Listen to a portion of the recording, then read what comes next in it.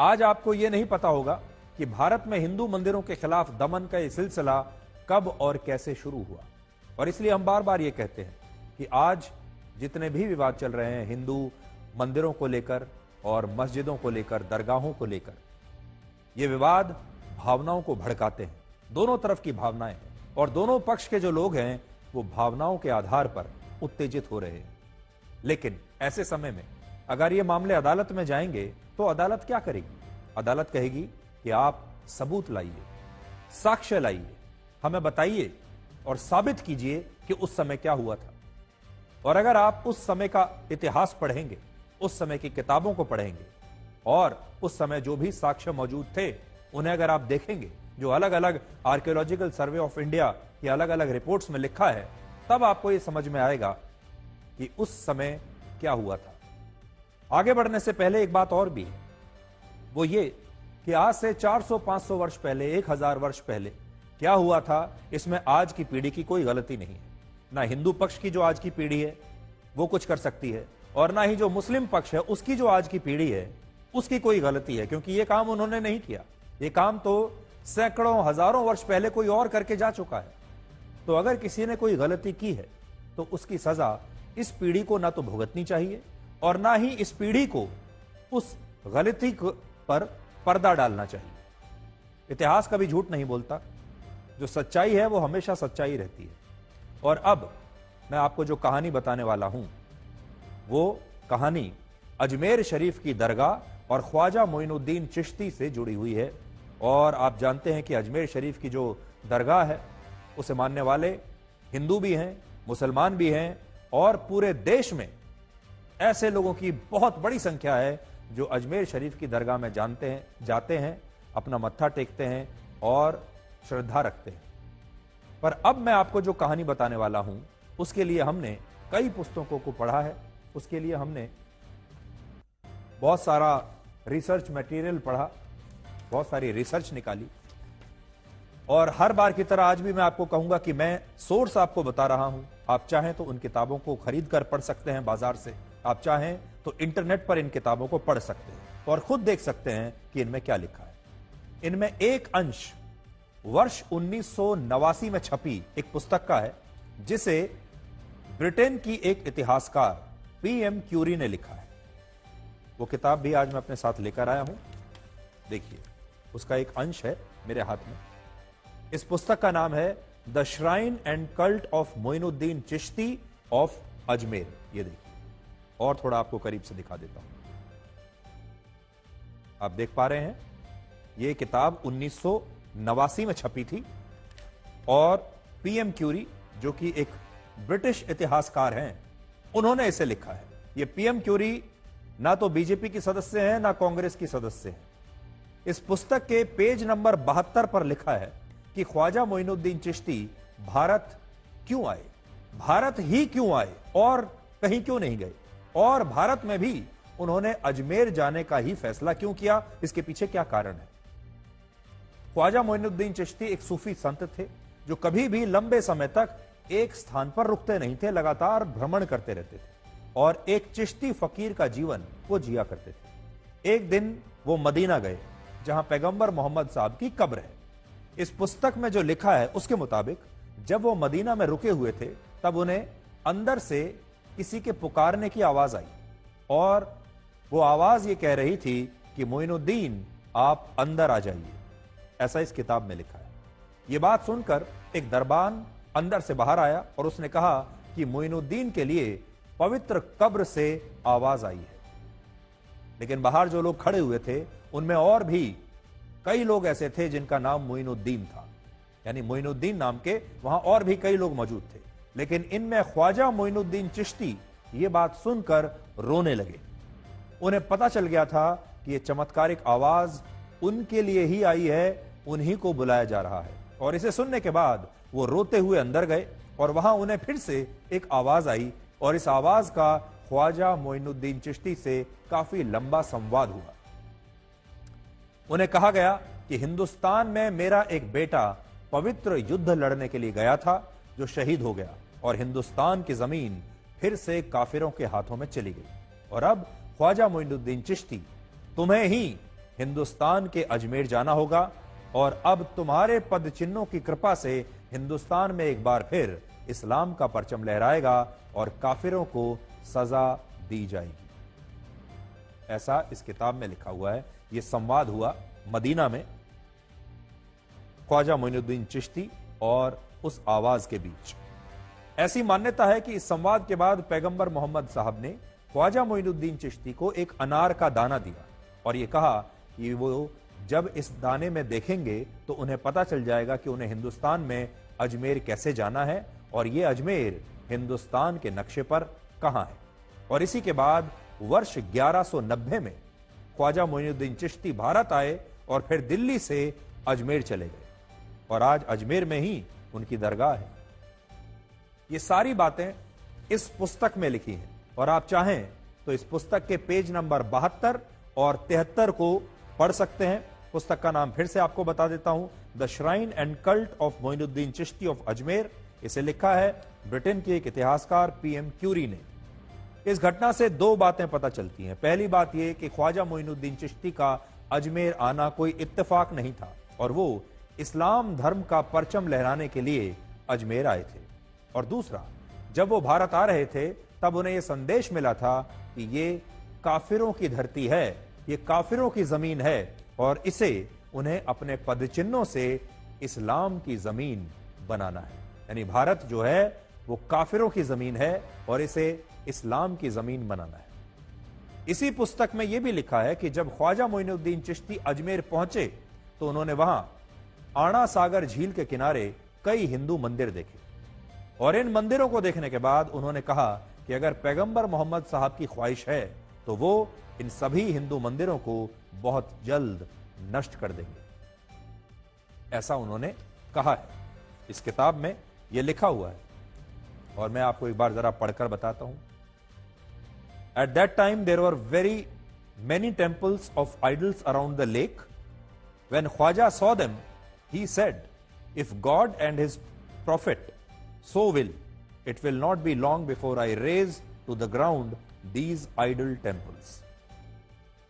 आज जो लोग ये कह रहे हैं कि अजमेर शरीफ की दरगाह के नीचे मंदिर नहीं हो सकता, उन लोगों को यह बात पता होनी चाहिए कि ख्वाजा मोइनुद्दीन चिश्ती ने अजमेर आने के बाद खुद अपने मुंह से, अपनी जुबान से हिंदू मंदिरों को नष्ट करने की बात कही थी, अगर इस किताब पर विश्वास किया जाए तो। और यह बात ना तो हम कह रहे हैं, ना कोई नेता कह रहा है, यह बात एक ब्रिटिश इतिहासकार अपनी पुस्तक में बता रही हैं और जिनका हिंदू और मुसलमानों से कोई संबंध नहीं है। और यह पुस्तक भी वर्ष 1989 में लिखी गई है। उस समय भारत में राजनीतिक माहौल अलग था, उस समय सरकारें अलग थी।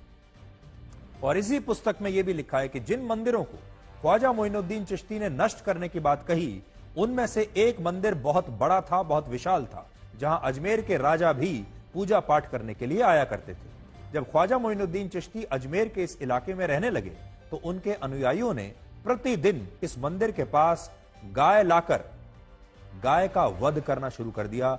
इस मंदिर के पास गायों को काटना शुरू कर दिया और उस मंदिर के सामने और मंदिर के आसपास गाय का मांस खाना शुरू कर दिया, ताकि ये पूरी जो जमीन है, ये पूरा स्थान अपवित्र हो जाए।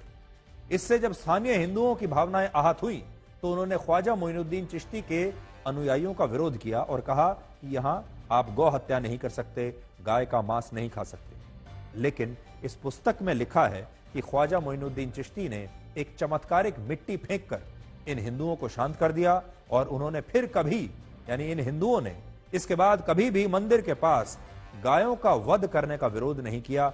यह चमत्कार था ख्वाजा मोइनुद्दीन चिश्ती का। अब मैं आपको पढ़कर बताता हूं कि इसमें और क्या क्या लिखा है। देखिए, अब ये बात आप ध्यान से सुनिएगा, मैं किताब को कोट कर रहा हूं। उस समय अजमेर की झील के चारों ओर बहुत सारे हिंदू मंदिर थे जिनमें कई मूर्तियां विराजमान थी। जब ख्वाजा मोइनुद्दीन चिश्ती ने उन्हें देखा तो उन्होंने कहा, अगर अल्लाह और उनके पैगंबर की इच्छा होगी तो मुझे इन मंदिरों को नष्ट करने में बहुत समय नहीं लगेगा। ऐसा कहा जाता है कि उन मंदिरों में से एक मंदिर था जिसकी बहुत मान्यता थी, जिसमें राजा और सभी काफिर पूजा करने आते थे। इस मंदिर के खर्च के लिए एक भूमि भी आवंटित की गई थी। ख्वाजा मोइनुद्दीन चिश्ती इसी भूमि पर आकर बस गए और हर दिन उनका एक सेवक एक गाय खरीदकर वहां लाता था, उसे मारता था और उस गाय को वहीं पर खाया जाता था। इसके विरोध में कुछ काफिर डंडे, पत्थर और गुलेल लेकर इन सेवकों को मारने के लिए आए। उस समय इन लोगों ने ख्वाजा साहब को घेर लिया। वो उस समय इबादत कर रहे थे। उन्होंने वहां से उठकर इन काफिरों पर मिट्टी फेंकी और जिन भी लोगों पर यह मिट्टी लगी वो सब कुछ उसके बाद भूल गए और उन्होंने दोबारा कभी इस बात का विरोध नहीं किया। तो ये चमत्कारिक मिट्टी थी जो ख्वाजा मोइनुद्दीन चिश्ती ने उनके ऊपर फेंकी और इसीलिए लोग कहते हैं कि ख्वाजा मोइनुद्दीन चिश्ती के पास बहुत चमत्कार थे। वो बहुत पहुंचे हुए सूफी थे, बहुत पहुंचे हुए सूफी संत थे। अजमेर वो स्थान है जहां से हिंदू मंदिरों के दमन का सिलसिला शुरू हुआ था। ये सारी कहानी अजमेर से शुरू हुई और इस दमन के पीछे मुस्लिम आक्रमणकारियों की नफरत थी, जिसके निशान दिल्ली की जामा मस्जिद में भी आपको मिलते हैं। अब जामा मस्जिद पर आते हैं, दिल्ली की जामा मस्जिद पर। औरंगजेब की मृत्यु के बाद वर्ष 1707 से 1710 के बीच एक और पुस्तक लिखी गई जिसका नाम है मासिर आलमगिरी। इस पुस्तक के अंश मैं आपको पहले भी पढ़कर बता चुका हूं और इस पुस्तक में लिखा है कि औरंगजेब ने जोधपुर में तोड़ी गई हिंदू देवी देवताओं की प्रतिमाओं के मलबे को दिल्ली की जामा मस्जिद की सीढ़ियों के नीचे दफन करा दिया था। औरंगजेब चाहता था कि जब मुसलमान दिल्ली की जामा मस्जिद में नमाज पढ़ने के लिए आएं तो उनके कदम सबसे पहले उन सीढ़ियों पर पड़ें जिन सीढ़ियों के नीचे हिंदू देवी देवताओं की प्रतिमाओं और मंदिरों का मलबा दफन है। और यह बात आज से 314 वर्ष पुरानी एक पुस्तक में लिखी है। क्या आपने कभी सोचा है कि भारत में 6 लाख मस्जिदें हैं, लेकिन इनमें से जिन चुनिंदा मस्जिदों में सबसे ज्यादा सीढ़ियां हैं उनमें दिल्ली की जामा मस्जिद का नाम आता है। जामा मस्जिद में बहुत सारी सीढ़ियां हैं। क्या इतनी ज्यादा सीढ़ियां होने का कारण यह भी हो सकता है कि औरंगजेब ने इस मस्जिद का निर्माण होने के 23 साल बाद वर्ष 1679 में हिंदू देवी देवताओं की प्रतिमाओं को इस मस्जिद की सीढ़ियों में चुनवाने का आदेश दिया था और मलबा इतना ज्यादा रहा होगा कि उस मलबे को खपाने के लिए इतनी सारी सीढ़ियां बनाई गई। आज हमने कई दस्तावेजों को पढ़ा, लेकिन यह जानकारी हमें कहीं नहीं मिली कि वर्ष 1656 में जब दिल्ली की जामा मस्जिद का निर्माण हुआ तब इसमें कितनी सीढ़ियां थी और फिर वर्ष 1679 में जब इस जामा मस्जिद का विस्तार किया गया तब ये सीढ़ियां बढ़कर कितनी हो गई। बहुत सारे रिसर्च पेपर दिल्ली की जामा मस्जिद में 500 से 700 सीढ़ियां होने का दावा करते हैं, लेकिन सरकारी दस्तावेजों में लिखा है कि इस मस्जिद के पूर्वी गेट पर 35 सीढ़ियां हैं, दक्षिणी गेट पर 33 सीढ़ियां हैं और उत्तरी गेट पर 39 सीढ़ियां हैं।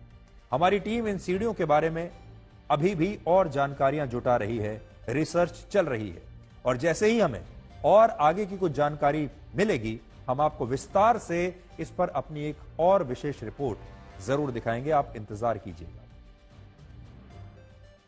9 नवंबर 2019 को जब सुप्रीम कोर्ट ने अयोध्या की राम जन्मभूमि के मामले में अपना फैसला सुनाया तब हर किसी ने यही सोचा था कि अब मंदिर मस्जिद का यह विवाद हमेशा के लिए खत्म हो जाएगा, लेकिन ऐसा नहीं हुआ और यह विवाद न तो खत्म हुआ बल्कि ये मामले और ज्यादा बढ़ते चले गए।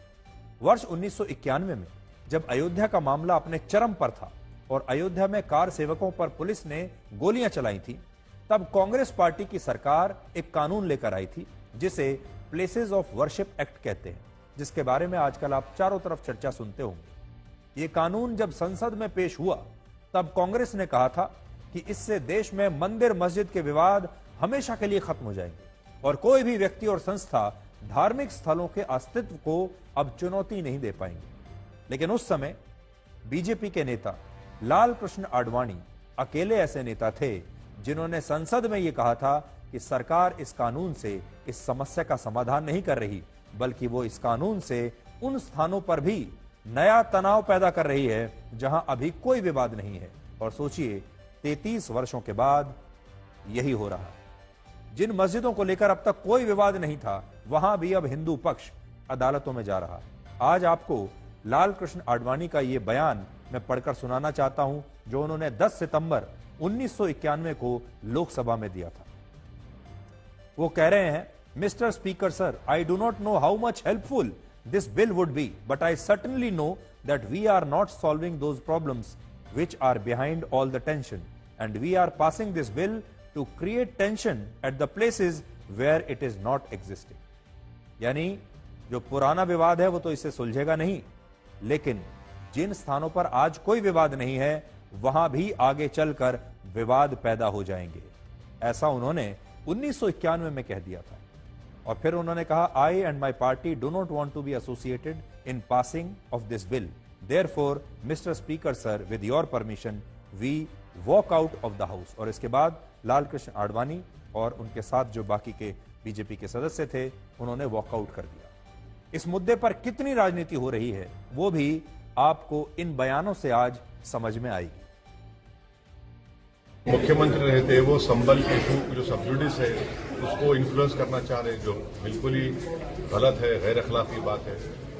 तीसरी बात यह कि संबल का इशू जो है वो तो 1779 में खत्म हो 1800 में खत्म हो चुका है।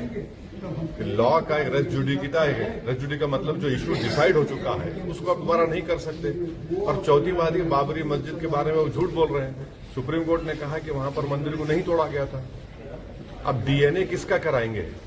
आप तो प्रकाश के हैं और आप डीएनए की आप बात कर रहे हैं। बड़ी जिम्मेदारी से कह रहा हूं मैं कि वो डीएनए की बात न करें, और अगर डीएनए की बात करते हैं तो मैं भी अपना डीएनए और हम सब लोग अपना डीएनए चेक कराना चाहते हैं। और मुखर्जी जी, आप भी अपना डीएनए चेक करा दो। मैं भी चेक कराना चाहता हूं अपना डीएनए, और मुखर्जी जी आप भी अपना डीएनए चेक करा दो। इसलिए मेरा निवेदन है कि डीएनए की बात मुखर्जी जी को शोभा नहीं देती है। एक संत होकर के, योगी होकर के और भगवा पहनने के बाद उन्हें इस तरह की भाषा और इस तरह डीएनए की बात नहीं करनी चाहिए। ये जो बातें योगी आदित्यनाथ कह रहे हैं ये इनका कोई सिर पैर नहीं है।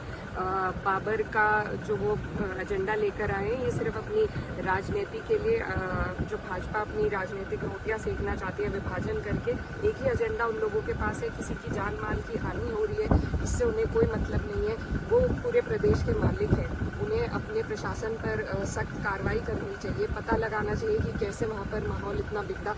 Something is happening in Bangladesh. It's really up to the union government to take a position to see whether Indian interests are being compromised. And the UP Chief Minister's party is the one that's in union government, so it's really in their court to deal with Bangladesh.